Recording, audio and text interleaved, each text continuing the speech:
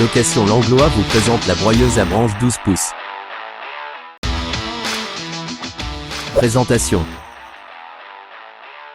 Voici la broyeuse à moteur diesel avec une ouverture de 12 par 12 pouces à l'arrière pouvant broyer de très gros morceaux de bois faisant un diamètre inférieur à 12 pouces. Le transport de l'outil. Des précautions sont à prévoir pour transporter cet outil. Assurez-vous que toutes les poignées des loquets sont serrées. Assurez-vous que la remorque est bien attelée au véhicule de remorquage avec une boule d'attelage au bon format et qu'un dispositif de retenue traverse le mécanisme d'attelage. Le véhicule doit être assez puissant pour remorquer cet équipement. Reliez les chaînes de sécurité au véhicule remorqueur, en les croisant sous la fourche d'attelage. Relevez le cric à manivelle. Faites-le pivoter et fixez-le dans la position de transport au moyen de la goupille. Connectez le faisceau de câbles électriques au véhicule remorqueur ainsi que son dispositif de freinage. Assurez-vous que tous les feux et réflecteurs ont été installés, sont propres et fonctionnels.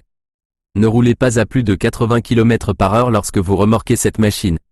Ralentissez lorsque la surface de la route est mauvaise et lors des virages. Assurez-vous que le bouchon du réservoir de carburant est bien serré pour éviter tout déversement au moment du transport. Verrouillez toujours la chute vers l'arrière lors du transport. Prévention et sécurité. Cet outil est considéré comme dangereux. Portez un équipement de protection individuelle approprié. L'équipement suggéré inclut, notamment, une protection auditive, des lunettes de sécurité ou un écran facial et des gants de travail épais. Ne demandez pas à une personne qui n'a pas lu et compris toutes les consignes d'utilisation et de sécurité d'utiliser l'équipement. Un opérateur sans formation s'expose à un risque de blessure grave, voire la mort. Il est recommandé d'avoir une trousse de premiers soins proche. Mise en garde avant l'utilisation. Il faut d'abord s'assurer que la chute soit dans une position adéquate en la déverrouillant et la pivotant dans le sens voulu. Ne pas oublier de la reverrouiller, car les vibrations peuvent la faire bouger lorsqu'elle est mise en marche. Le réservoir de carburant est toujours rempli par défaut. Le remplissage se fait avec du diesel où se trouve le bouchon vert. Il est conseillé de détacher la broyeuse du véhicule de transport pour éviter d'abîmer la carrosserie. L'utilisateur peut aussi décider de diriger le bois déchiqueté dans une remorque ou dans le camion qui transporte la broyeuse. Il y a un dispositif de sécurité au niveau de la table d'alimentation à la hauteur des genoux pour que l'utilisateur ne se trouve pas emporté par une branche dans l'appareil. Il y a aussi un arrêt d'urgence sur la barre de contrôle. Il faut toujours rester vigilant lorsqu'on manipule des outils dangereux. Prendre connaissance des dispositifs de sécurité et du fonctionnement de la machine avant de procéder au démarrage. Faire attention de ne pas bourrer la machine et de respecter la grosseur maximum de tronc. Enlever toutes les roches, cordes ou structures en métal qui pourraient se trouver dans un tas de branches. Mise en garde à propos du carburant.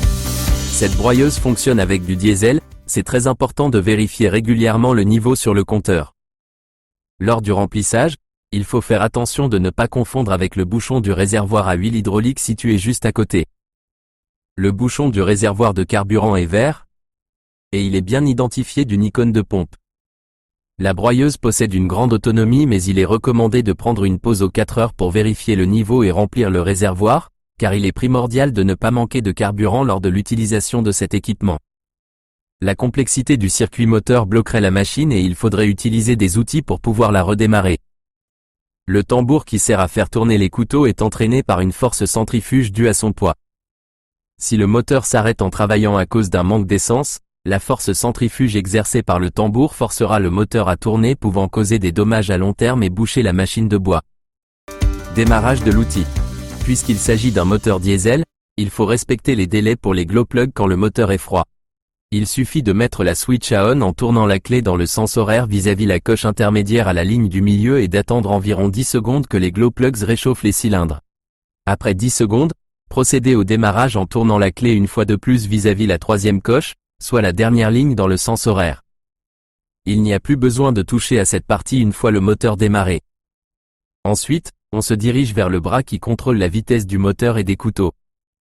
Il y a 4 positions possibles. Position tortue moteur, pour réduire la vitesse du moteur avant d'éteindre la machine. Position lapin moteur, pour mettre le moteur à haut régime avant d'engager le roulement des couteaux.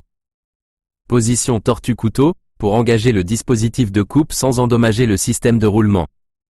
Position lapin couteau, pour travailler avec efficacité. Fonctionnement de l'outil. Avant de commencer à broyer, il faut ajuster les boutons du panneau de réglage afin d'indiquer à la broyeuse quel travail sera demandé. Le bouton du milieu règle le type de bois qui sera broyé. Petit broyage en bas, branche de 4 pouces de diamètre au centre, tronc et gros morceaux vers le haut. Le bouton de droite règle l'éco à idle, soit en mode d'économie d'énergie.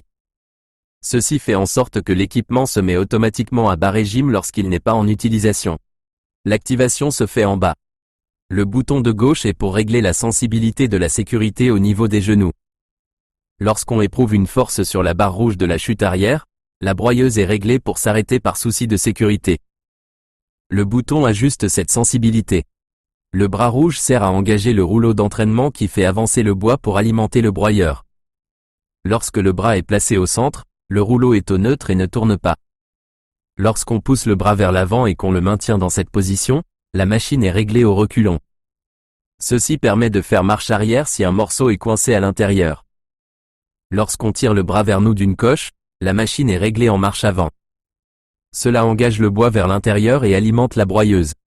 Lorsqu'on tire le bras vers l'arrière complètement, la machine s'arrête. Il s'agit d'un autre arrêt de sécurité. Si on déclenche l'arrêt sécurité d'une manière ou d'une autre et que la broyeuse s'arrête, il suffit d'appuyer sur le bouton vert à gauche du panneau de contrôle pour réactiver la machine. Si la lumière jaune s'allume, c'est simplement pour indiquer que la sécurité de la chute ou du bras a été déclenchée. Il faut appuyer sur le bouton vert pour réactiver la machine. Le manuel d'utilisation se trouve dans la boîte noire en cas de besoin. Alimentation en bois. Faire passer des morceaux de bois ayant une longueur suffisante pour qu'ils soient attrapés par les couteaux, car les courtes branches vont rouler vers les côtés et ne seront plus propulsées à passer sur les dents à l'intérieur de la broyeuse. Il n'est donc pas possible de diriger adéquatement de trop courtes branches et elles resteront coincées à l'intérieur.